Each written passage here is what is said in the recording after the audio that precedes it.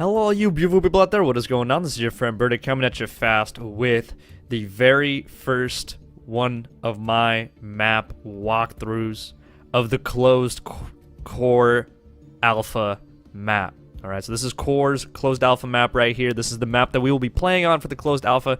This is just a map test build. It is subject to change, so if you see some weird textures here or there, it will change.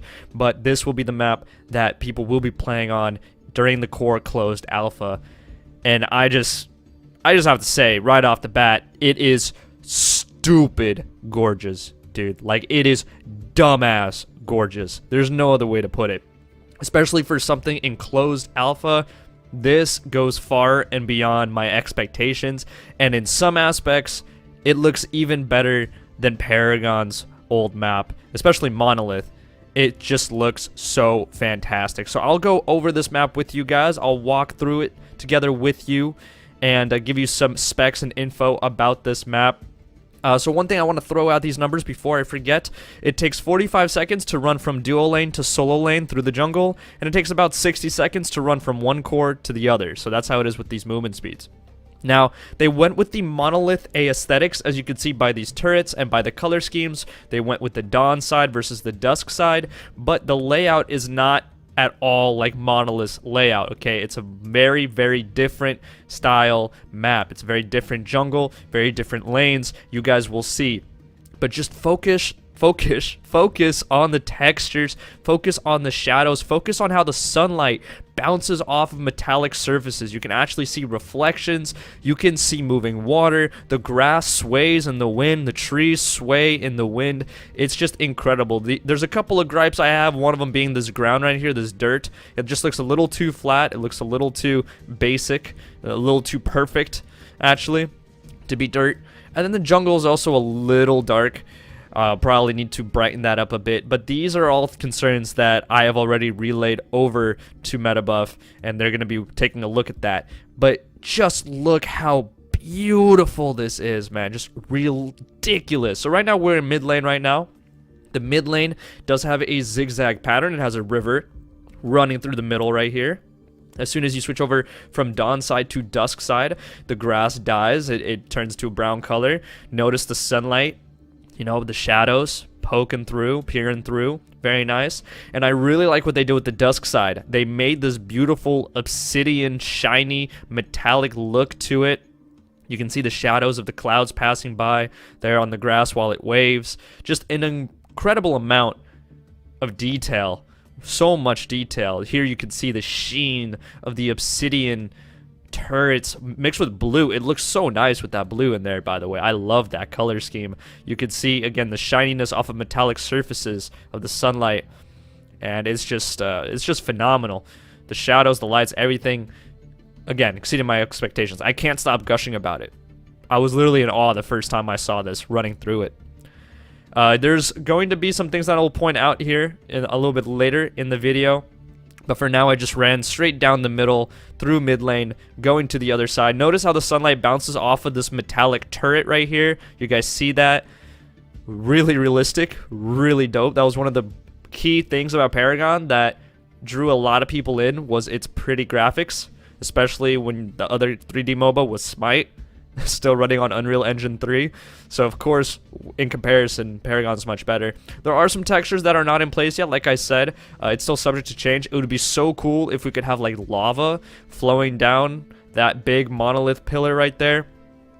But yeah, now we're going to run down solo lane. So 1v1 and 2v2 are back. It's not going to be an offlane situation. It's going to be 1v1 and 2v2. So right now we're going down the 1v1 side. And the reason this is the 1v1 side is because blue camp, blue jungle buff is on this side of the jungle.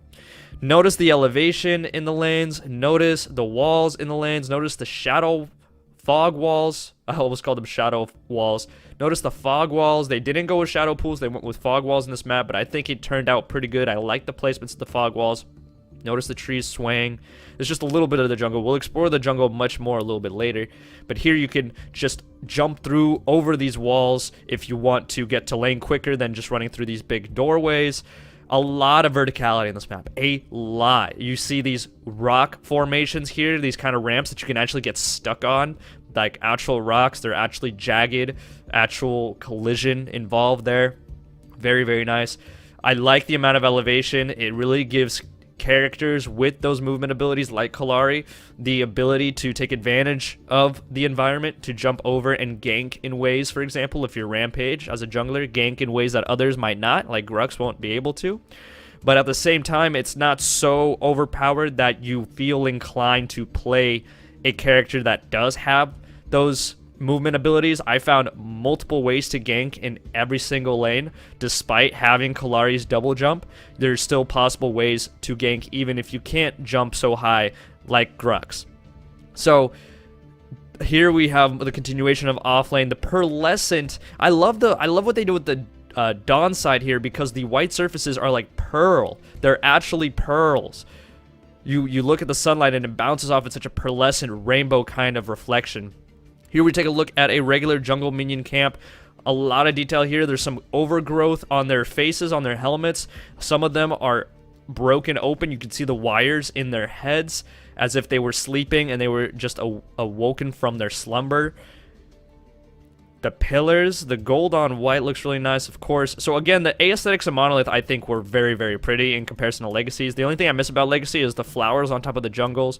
Maybe they'll add that in later, but honestly, they wanted to go with a more ominous and dark jungle look, which is why it's so dark in here with all these shadows. Here I'm running through this side of the jungle, the blue side of the jungle. This seems to me like the strong side of the jungle, but both jungle sides are actually equal. They both have 3 white camps and a buff. So right now I'll show you guys a cool little route that I found in the very beginning. Let's say you're starting off the game. Let's say river buffs spawn at 3 minutes like they did on Monolith. You start off at that first jungle camp, then you drop down this ledge and hit blue buff, then you come over here to the right side. I just pause here to take a look at the beautifulness of this jungle, but you come over here to the right side, you take this jungle camp to the right around this corner. All right, I'm auto attacking it, yeah, killing them, cool, and then you go over to the left side over here closer to mid lane.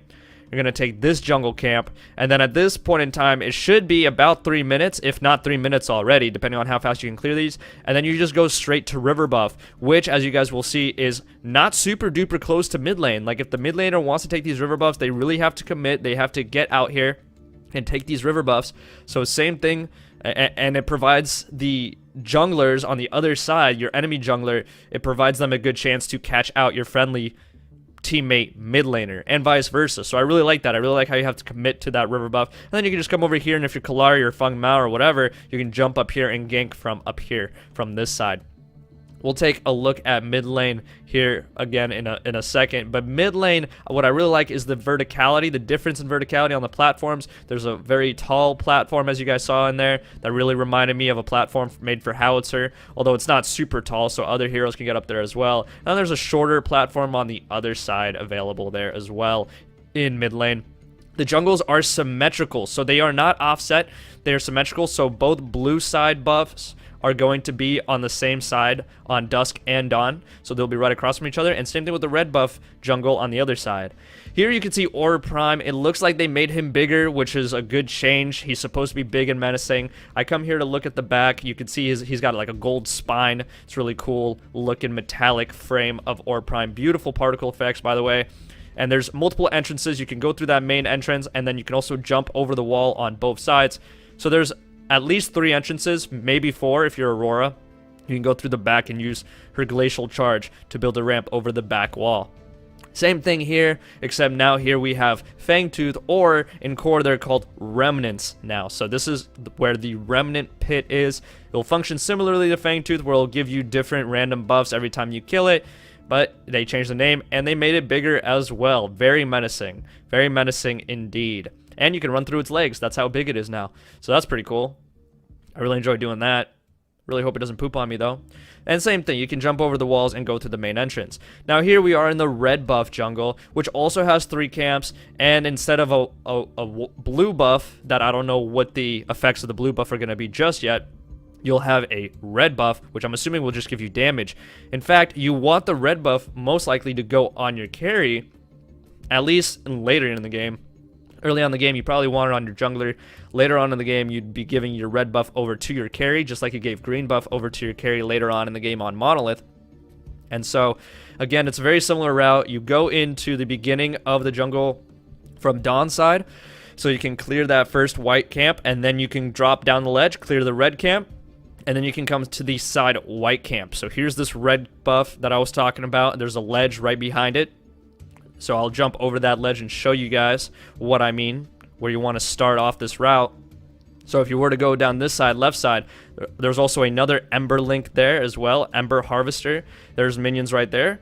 So the Ember Harvesters, I showed you guys, there's actually one in the solo lane as well. So you'll have solo laners fighting each other for that Ember Harvester. They haven't really gone over the mechanics yet, but they said they want it to function similarly to Harvesters, where you have to stand on a plate and collect it. I'm not sure. Maybe it would be cool if you stand on the plate, you get more Ember. If you just damage the core, you absorb and siphon a little less of the Ember, but it's quicker and less risky, because you guys saw in lane, you have to get really out of position to get that resource. So I'm really interested to see what kind of mechanics they end up going with. And here you have dual lane. Again, you have the rock formations. You have two different platforms of varying heights, varying distances from the turret. One is closer inside the turret for defending. One is outer, closer to the outer rim of the turret's zone, turret's area for defending. And what's really neat about this is you guys can see the side area right here, which is half and half, dawn side and dusk side. That is actually where the Orb Prime dunk area is, as you guys will see right here.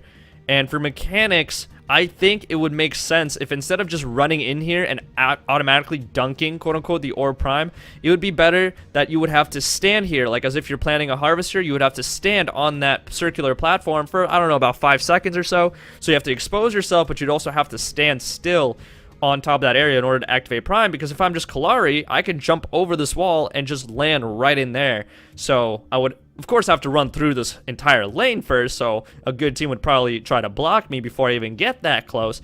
But I'm just saying, maybe if you want to play around with that kind of mechanic, put a 2-3 second delay, so you can't just Rampage ultimate and then jump up in there. Actually, they got rid of Rampage's jump at the end of Monolith, but still, you guys know what I mean.